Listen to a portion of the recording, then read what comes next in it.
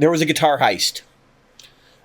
Basically, a gentleman who's a professional musician has been collecting custom color 60s to 70s offsets. So Mustangs, Jazzmasters, that kind of thing. He had them all in a storage locker, and the storage locker was ripped off. And how many guitars was it? It was like 200 or something? Yeah, somewhere in the vicinity of 200 guitars. Yeah, it was around 200. The specifics really aren't that important in this case. But anyway, this is back in the press. Like, this happened months ago, and it's back in the press now because he did an interview with a guitar shop on their YouTube channel, and that's getting passed around because it's giving more details about what happened. And so I am going to interject a little bit of a weigh-in on this situation. So number one is, if you've got guitars like this, don't put them in a damn storage locker. Like, what is wrong with you? So here's what happened to this guy. He gets a call from Guitar Center who knows him, and they tell him, hey, did you sell that, whatever offset? And he said, no. And they said, well, we've got it sitting right here. And then he goes down to the storage locker and finds another lock on his locker and realizes that he's been just plundered. So he didn't even know. This could have happened a month before, because we don't know how often he goes over to the storage locker. It sounds like almost never. He actually sent a friend. He wasn't even in town. He sent a friend. Yeah. So if you're the friend, you could have just been like, well, there's another lock on here. Yeah, that's what happened. The friend said, but there's another lock on there. That's exactly what happened. So now the guy, go ahead. I'm going to give a little background on the interview too. So he's doing the interview via Skype in his very posh house. You can tell it's nicely decorated. The guy's got money. He's got a lot of money. And as you know, probably if you've ever had any dealings in the vintage guitar community, if you've ever gone to a vintage guitar show, they all know each other. The people that collect this stuff all know one another. So this was no secret that this guy had, 200 really, really nice guitars in cases somewhere. Now, maybe they didn't know where a storage shed was at, but I bet you could figure that out pretty easily. If you ask the right people, wouldn't even be surprised to find out that he hasn't had stuff shipped directly there.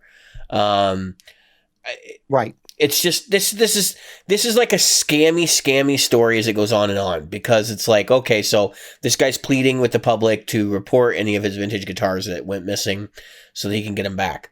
Why? You didn't play them. It's not like you had any real emotional attachment to these other than they were cool. So anyway, Jim, you can go off now. Yeah. So the why is they were being put aside for his retirement. Okay.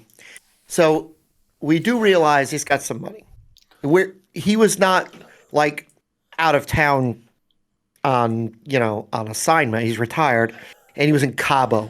He mentioned he was in Cabo. You don't go to Cabo on $20 and a whim. You go to Cabo because you've got some cash, unless you work directly for, which is possible, for the folks who work for what is it, Sammy Hagar, right? Mm-hmm. So he's got a place down there, and it's possible that this guy has a place down there. Here's the big thing. These are the things we know because he mentioned them. He got divorced. He was collecting these guitars and he was putting them away. He used to have insurance on them and he took it off. Now, I'm going to say some things afterwards that may or may not be true, but because these are my interjections of what I think happened. Okay, but anyway, so he took the insurance off. I'm seeing what you're spinning here. I'm seeing what you're putting down, and I'm like, yeah, you get it. You get it the same way I get it. Yeah, she got the gold mine. He got the shaft type thing, but maybe he kept some of the gold. Anyway, so and there's some other facts. He had a lock on there that he supposedly. Now here's the thing: he was trusting a lock. He goes, well, this lock, it's supposed to be really hard to cut this lock, won't cut it, blah, blah, blah. I used to have insurance. I dropped the insurance.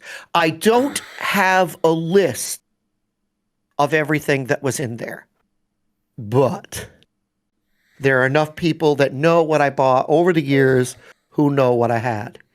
So I'm like, you don't even know what you had. And so I get the feeling the reason he doesn't have a list is because he didn't want to have a list. Because to have I a think you're list, absolutely right. you have to tell the lawyer what the list contains and what the value of the list is. And divorces can be messy situations. And maybe There's an she old didn't know they saying, were sitting in a locker somewhere, and she didn't even know he had them.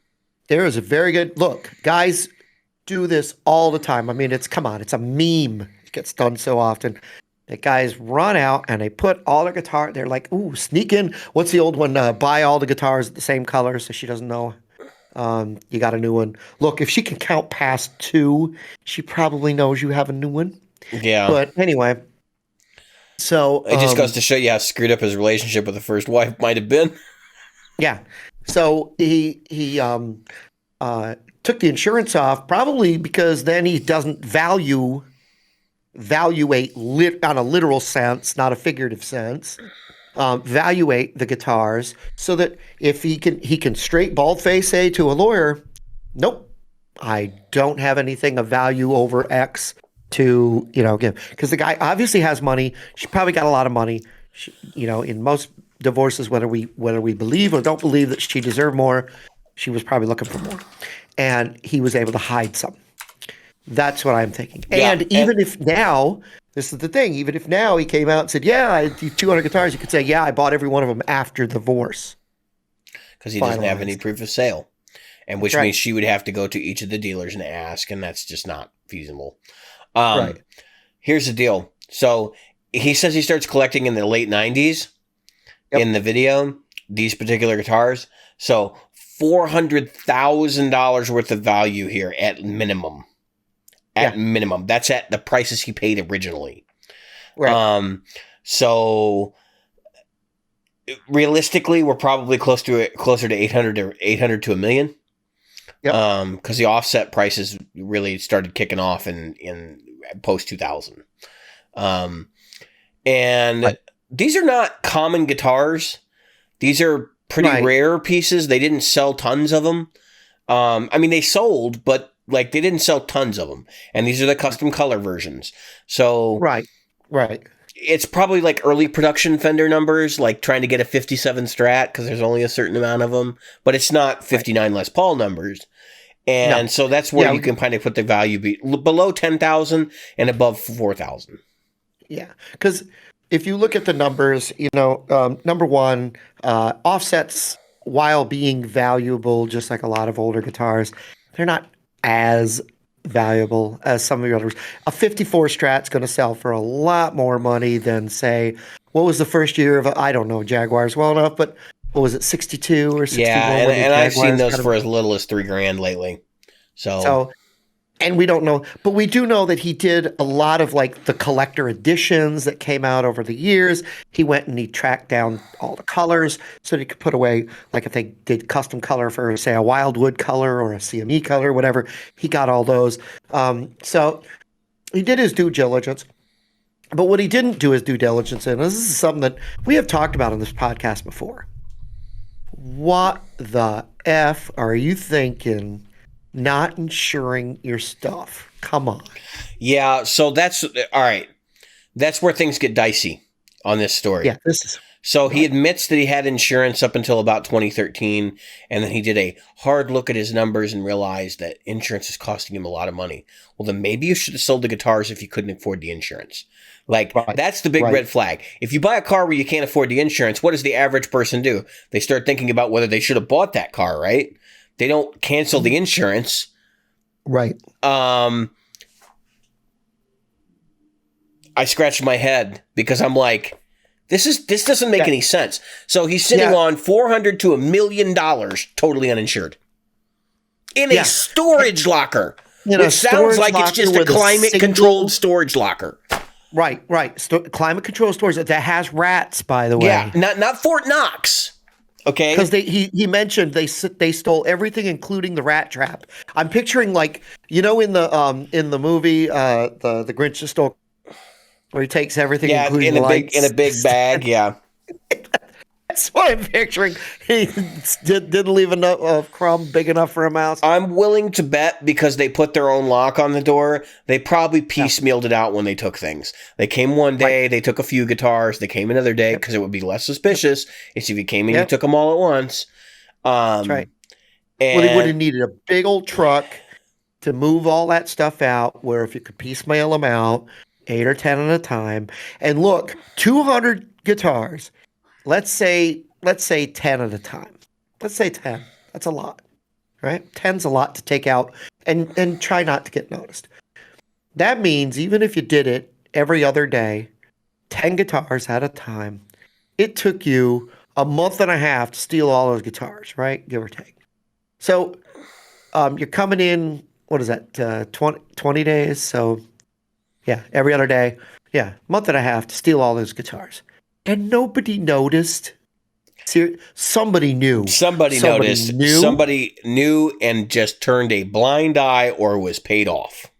Right. Somebody knew. And I'm willing to bet you that they stole that stuff. I get the feeling the rat trap got missing because somebody accidentally stepped in it. Come on, that was glue. Mm-hmm. Come on. Okay, I guess we should talk about our feelings about this kind of thing. And because I have certain feelings about it. And they're my feelings, and I understand they're not other people's feelings. Because recently, I want to talk about a piece of art that sold recently. Because this is where we are as a society. Someone bought an invisible statue. Mm-hmm. Yes, an invisible statue. For $18,000. Okay. There's no such thing as an invisible statue. Okay. So, did they buy the NFT of it?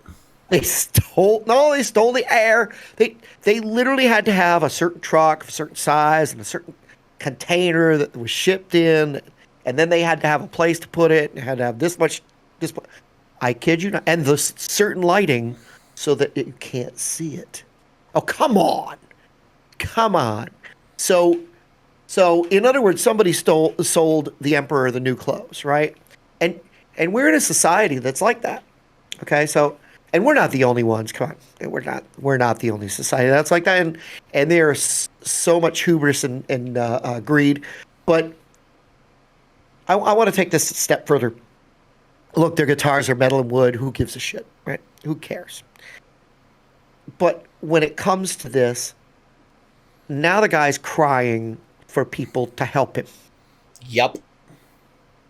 When he did nothing to protect himself. Nothing. I mean, people put their He put a good lock on the door, Jim. People take... Exactly. People take better care of their bicycles at work. You know, when you bring your bicycle to work and you click the lock thing on it. Come on. They have locks that have the ability to say, hey, I got locked in. I have an alarm system for this place. Nobody's coming in here without an alarm. There's an attendant sitting at the place 24 hours a day who's going to look after my $1 million worth of very specialized, very climate sensitive stuff in my storage locker. Right. In other words, an attendant that gets paid $12 an hour. That's why you can never go to Walmart and find those rare Funko Pops, because the attendant knows exactly what to put aside and to sell on eBay.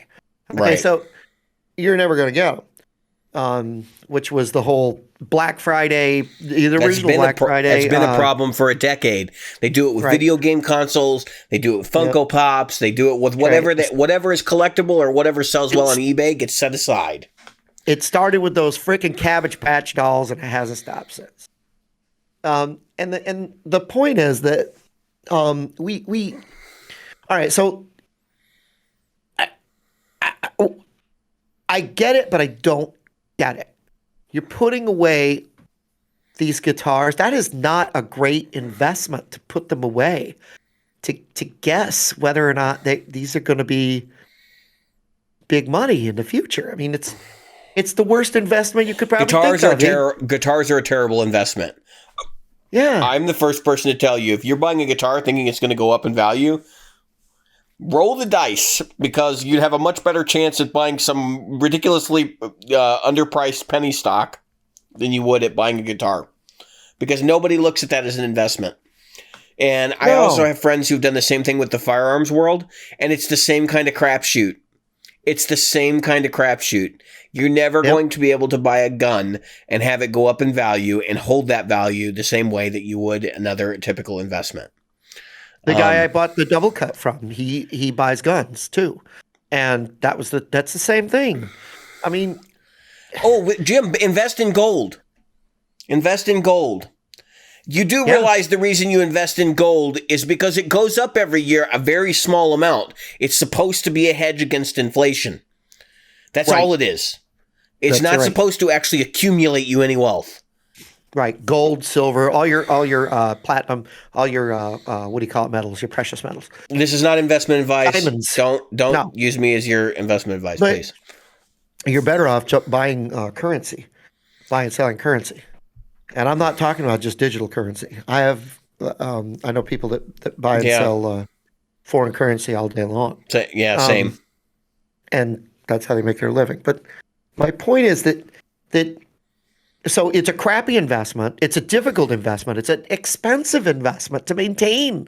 And that's what this guy he didn't do well. He didn't insure it. That if you took your money, I'm going to tell a true story.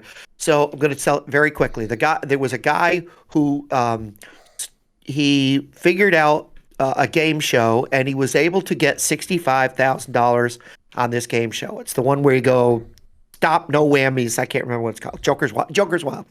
He figured out that there was a pattern. He beat the show. He won the most money ever on the show. They found out that he tried to cheat, or that he memorized the patterns, and they said, "Hey, he cheated." The lawyer said, "No, sorry, you got to pay him. You made a pattern. Tough shit." Yeah. So anyway, they gave him the money. What did he do with it? He took the money. Now, what do most people do with $65,000? And this is like 1986 or 87. Bought a house. You buy a house. You put it in the bank. You do something with that money. He stuck it in his mattress.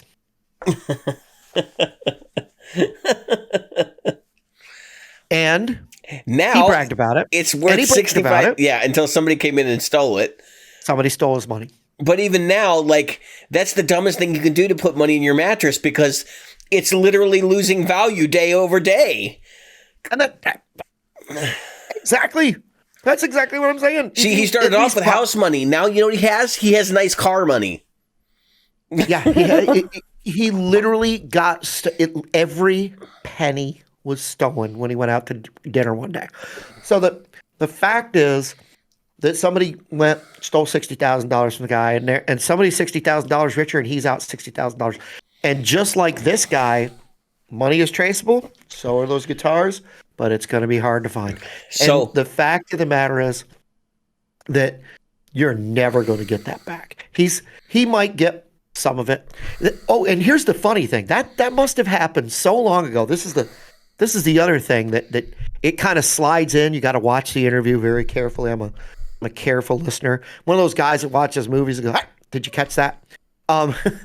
And he goes, they had a line on the person that originally had the stuff, that stole the stuff. Multiple lines. They had multiple leads, but they thought they had narrowed it down. And he's dead. Mm-hmm. So the stuff is in the wind. Mm-hmm. Well, they got some of it back. They did. They got 12 or 13 of the worthless ones back, basically. Yeah. And here's what kicks me. Regardless of whether it gets some of them back, all of them back, this is what's funny. This is what's funny to me. So they go out into the wind, and what if he set himself? What if he did? What if he's inside of it? It's not unheard of. I'm not saying he is. I'm not saying there's that kind of guy. I don't know him any more than I know the person that built this microphone. I'm just saying that what if he's in on it? And this is all a scheme. I don't think so, because it doesn't make any sense. Yeah, how would he be making? He's not making money on this. I'm just saying. apparently, I don't know. He was talking about something happened, and that when they got it, it was ruined, and the insurance some money got paid because he was insured on something else, and I don't know. All right. It's a weird, convoluted story. All I know is this: don't do that. It takes up so much space. Yeah. Why would you have that? It doesn't accumulate value fast enough to pay for the rent. Because it's cool. That honestly, because it's cool. That's really the reason why. But here's the here's my takeaway, and here's what I think actually happened. Okay, so I think the storage people were paid off. I think somebody dropped them $500, said don't say anything to nobody, and probably threatened them too. If you do talk, we're gonna pay you a visit. And then they probably walked in and cut the lock off, walked in, got 10 guitars at a time or 8 guitars at a time or whatever. They might have even, if they paid off the front desk, they might have pulled a U-Haul into that place and just loaded up a U-Haul and drove off. Then they fenced as fast as they could to different places all across the country, probably using some sort of online method. And they may have even had couriers that helped them distribute goods.